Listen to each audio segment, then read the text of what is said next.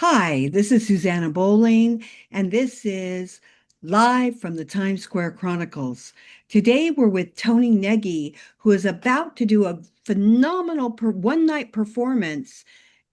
Toni, can you tell us about this performance and what made you want to create this? Yeah, I'm going to be doing a show called Pump Your Pelvis Against the Patriarchy at Joe's Pub October 5th at 7 p.m. And it is a stand up comedy show mixed with clowning, audience participation, and live music. I have a friend of mine, Bridget Barkin, who sings with this band called the Scissor Sisters. And she and I are going to be doing some original songs that we've written, and that'll preempt the comedy show because what is comedy without some original songs and music? And what is Pump Your Pelvis? Pump Your Pelvis Against the Patriarchy is my stand up comedy set that basically examines my own relationship to patriarchy and gender, also the societal relationship to patriarchy and gender, and how we basically are subscribing to a system that is actually oppressive to everybody, even though it seems as if it would benefit men, it does not. And so I use stand up comedy and my own personal life and my own personal stories to deconstruct all of the assumptions we make about our current paradigm. Do you talk about the fact that, because this boggles my mind, that women do not have rights, that we have yet to have passed the ERA, and it only has taken one state to do it? Yeah, I mean, I think I try to examine not only the current state of women's rights, but also the history of what happened. Like, how did we get into a system that prioritized one gender as the ultimate, not only ruler and creator of society, but also the only free person in comparison to the other gender? I mean, I would argue that none of us are truly free within the tyrannical systems that rule us. But I look at the history of it and how it's really a consciousness that also women subscribe to. It's not just men who are Absolutely. upholding the patriarchy, it is also women. No, if you look at the history of this, it's women that have suppressed the women. Yeah. I mean, Equal Rights Amendment was going to be passed, and it was the president's wife who said, no. Yeah, let's not. Um and I think when we talk about this, like a lot of feminists, I'll say it in quotes, because I think feminism has a wide spectrum of definitions according to who you are in society, but feminism has this reputation of being without humor or without self-reflection or potentially being self-righteous or being didactic. And so for me, I really wanted to be talking a lot about these issues in a way that was funny, relatable, that wasn't blaming or pointing fingers at individuals, but was rather looking at a systemic conversation that we have to have around how people have equally been manipulated into this way of thinking and behaving. And that manipulation is what we have to untangle rather than just pointing our fingers at each other or being angry at specific individuals. Do you start back in the goddess culture when we actually did have? I sure Uh, do. You should come to the show. Wait, are you in my brain? Yeah, I absolutely do start there. no, I just happen to know more about it than most people. Yeah, and I think how we worship is really indicative of what we are worshiping within ourselves. And so when we live in a monotheistic culture that really worships a male god predominantly throughout the globe, then what does that do for the feminine? What does that do for our own self-esteem when we only see our relationship to God through the conduit of a male lens? So I do think that looking at our spiritual selves and our relationship to religion is a big part of how patriarchy is upheld. What made you go on to this subject and want to take a look at it and make fun of it? Well, I've been doing work around this subject for most of my adult life, and I think that I'm a political person, and it's impossible to be political without looking at all aspects of white supremacy and misogyny and um, I'm gonna say grape culture because I have another show called Grape Culture, but I think like currently with the Epstein files and everything that's going on with society around grape culture, I think that people, especially men, are more open to start examining their own relationship to how they're upholding grape culture, which is also the root of patriarchy. Because grape and patriarchy really go together in the perfect sandwich of oppressing women. Enlighten me. What is grape culture? Because you say that, and I look at your shirt and I think of a grape. Okay, you think of a grape. Well, in social media, you are not allowed to say the word that begins with R, that rhymes with grape, that describes Oh, assault. So I call it grape culture, and I have another show called Grape Culture because of the censorship around this topic.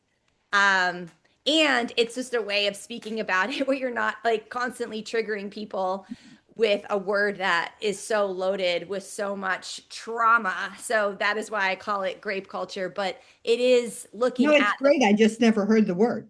yeah, it's a social media thing that I like to claim that I started because I started saying it about 3 years ago.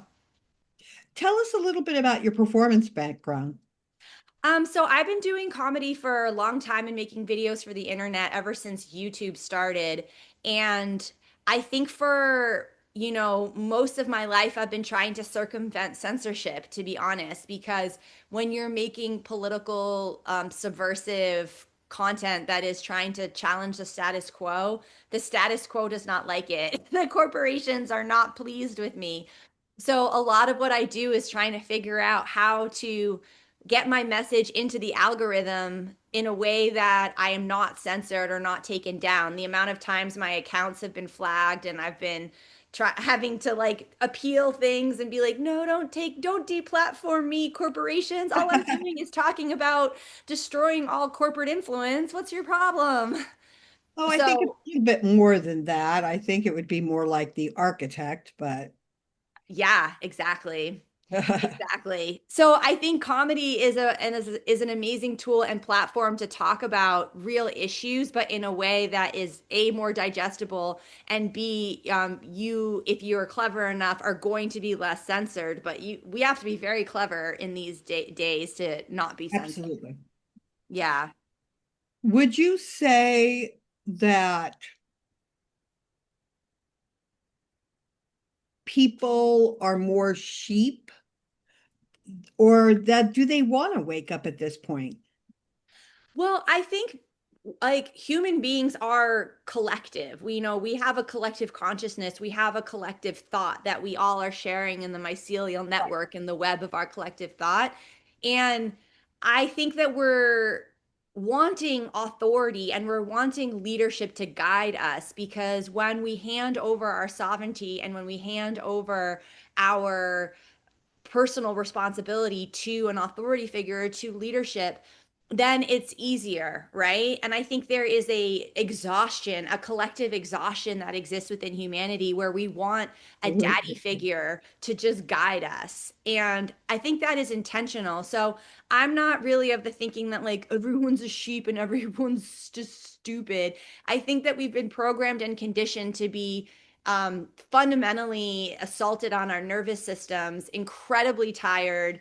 I think that the family unit is designed to make it so difficult to be an activist and a parent and deal with capitalism and, organize a revolution against the tyrannical governments that oppress us. So, all of that is by design. And I think that we have to support each other to have the energy and the joy to actually build new systems of self-organizing so we are not so susceptible to this type of regimes. I totally agree with you, and especially on the exhaustion part. Yeah. Um, yes, it's very, very hard to fight this fight and to wake people up and to have people see what's truly going on and to want to give up things because you do give up things in this fight. Yeah, I think that part of the American brainwashing is around comfort and the fact that we have a level of comfort that everyone in the United States, regardless of your economics, we are still, one of the most privileged nations on the planet. And that level of comfort is something that people are incredibly attached to. Yes, I would agree.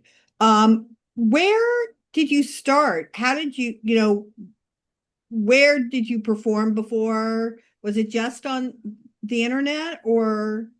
No, well, I wanted to be a filmmaker and I was a director and I was an editor and I was making films for a long time. And as I saw kind of the death of independent filmmaking, I did pivot to doing more online work and stand-up comedy. So the stand-up was something that I started just because it was another way of getting information out there. I was also a writer. I wrote for Huffington Post. I was writing for Salon. I was writing for all these different publications. But as people started to read less, I was like, I need new ways of talking and communicating, which is what led me to stand up and live performance. And I think the reason why I started doing more, I would say like my stand up isn't exactly traditional. There are different elements that I'm trying to bring in to make it a little more multidisciplinary. I'm I like clowning, I like music, I like dance, I like all these different things, is because I believe the more we kind of shake up any institution we're a part of and play within the boundaries of what's expected, the more that we're provoking our audiences to be in a place where they're going to shake up their own understanding of society or themselves. I think a lot, what you're describing is performance art. Yes. Um, I just saw a piece on Monday by M. the Master, who used performance art to raise awareness about our oceans and saving the oceans. So Mhm. I think that a lot of performance art has and still is a way of informing the public, helping the public see things through a broader spectrum where it's palatable for them. Absolutely. And I think what's interesting to me about performance art as a genre is that it's by definition not mainstream, right? I've never seen truly mainstream performance art. And so there is a like a very kind of compelling counterculture that exists within performance art. And I believe every movement begins in counterculture. It begins in these smaller pockets of people who are not subscribing to the mainstream narrative, and it's through that can trickle out and filter into the public, because you have to have people who are open and willing to live on the fringe before anyone else will accept it. I agree. Is there anything that I haven't asked you that you would like our audiences to know about? No, I really hope they come to the show. It's October 5th at Joe's Pub, 7 p.m. It's called Pump Your Pelvis Against the Patriarchy. I also have swag. I have t-shirts and sweatshirts with that phrase on it. They're pretty cute. Everything can be found on my website, TONINAGY.com. And that is also all my social handles, TONINAGY. And I really appreciate you giving me the time to do this with you. No, thank you for being with us. I'm really glad that we did this interview.